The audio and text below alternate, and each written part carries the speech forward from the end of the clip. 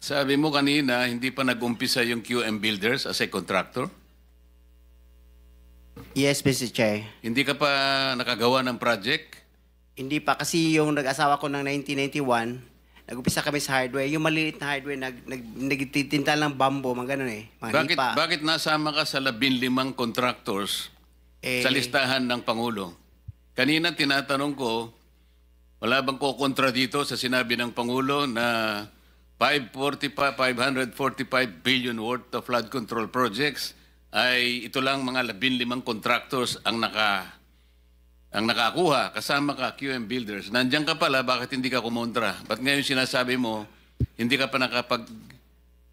Pasensya, Mr. Chair, kasi medyo nahiya ako. So sinasabi mo, mali ang Pangulo with Yes, respect to your company? Yung data is mali eh.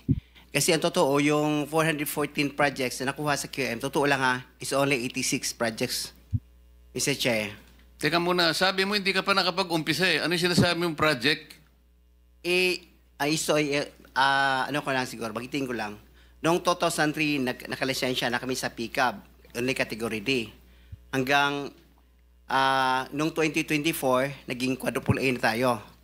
Pero dumaan pa kami ng single A, noong 2011 hanggang nag-triple A tayo ng 2017 hanggang naging quadruple A tayo ng 2024. Mr. Secretary, naiintindihan mo ba yung sinasabi niya? Sabi mo hindi ka pa nakapag-umpisa ng project. Paano ka naging quadruple A? Ano ko lang, Mr. Che, yung sinasabi kong 1992 is hardware pa yon. Yung nakita niyo yung hardware. Hindi natin pinag-uusapan yung hardware mo. Ang pinag-uusapan natin, flood control projects. Tinatanong ka kanina, sabi mo, hindi ka pa nagkapag-umpisa ng flood control projects. Paano ka nagkaroon ng lisensya? Paano ka naging quadruple A? At lalong mahalaga, paano ka nasama sa 15? Gumawa ka na ng flood control project. Gumawa na tayo ng flood control project. O ngayon gumawa ka na naman. Ano ba talaga yung totoo?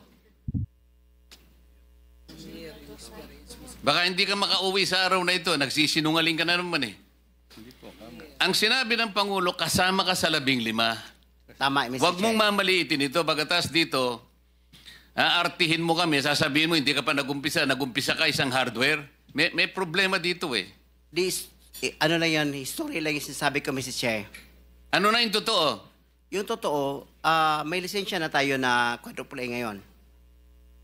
O ngayon nga, ngayon meron ka ng quadruple. Yes, Mr. Che. O, ilang project ang na-execute mo na? Marami na eh. O kanina sinabi mo, hindi ka pa nakapag-umpisa eh. Meron akong hawak na martilyo rito, sinasabi ko sa'yo. Mr. Chair. Huwag kang tatawa-tawa kasi hindi nakakatawa ito ha. Mr. Chairman. Dito lang nagsisinungaling ka na eh.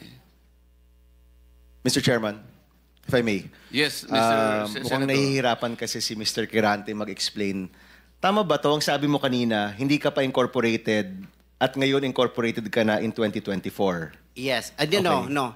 Hindi rin. Yung incorporated, yung on process pa yon, hindi pa namin na-approve. So lahat ng project na ginawa mo, sole proprietor. Yes, Your Honor. So nakapag-project ka na. Yes, Your Honor. Ano yung sinasabi mong hindi ka pa nagsisimula or hindi mo pa nagagawa? Yung incorporated, kasi hindi pa na-approve yung namin, hindi pa naman na-practice, hindi pa na-transfer from sole proprietorship into... So kaklaruhin ko lang, marami ka ng project at tama na isa ka sa top 15, correct, Mr. Quirante? Yes, Your Honor. Pero hindi ka pa incorporated. Hindi pa. Yun sole yung pa rin. sinasabi mong hindi ka pa incorporated. Yes, Your Honor. Yun yung binabanggit niya kanina, Mr. Chairman. Malabo pa rin eh. Mr. Secretary, tumatanggap ka ng isang sole proprietorship na mag-undertake ng flood control? Well, Mr. Chair, actually, he has the pickup license. Paano siya nagkaroon ng pick-up license as a contractor? He has the a pickup license. Paano ka nakakuha ng pick-up license, Wala pa Mr. nung, Quirante? no, Sole wala. proprietorship ka lang? Yes, Mr. Chair. Kailan mo nakakuha yan? 2003. hanggang nag-upgrade tayo sa 2007, naging B tayo. Hanggang 2011, naging A tayo.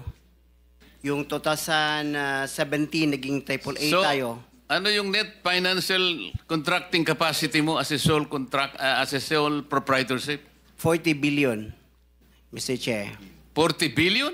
Yes, Mr. Chair. Yung financial statement mo, padala mo sa amin.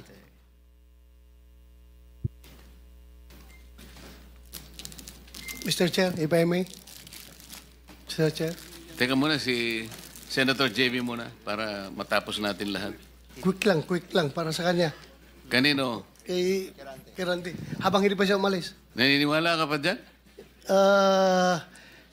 Naintindihan ko, Mr. Chair, dahil tingin ko, Bisaya ito, hirap mag-express ng sarili niya in Tagalog. Kaya, I would rather advise him na uminom ka ng tubig, mag-inhale ka, relax ka, at ang pagsalita mo, huwag mo masyadong bilisin. Naintindihan kita para tayo Bisaya. May difficulty in expressing yourself ka. Hindi ko kinakampihan, Mr. Chair, ha? Ang sinasabi niya, meron siyang 40 billion pesos. 40 billion. NFCC. 40 billion ang sinasabi niya. NFCC, Mr. Chair. Kaya nga, 40 billion pesos. Yes, Mr. Chair. Oh. Naniniwala ka, Mr. Senator? Ano yung NFTC, Mr. Chair? Hindi ko...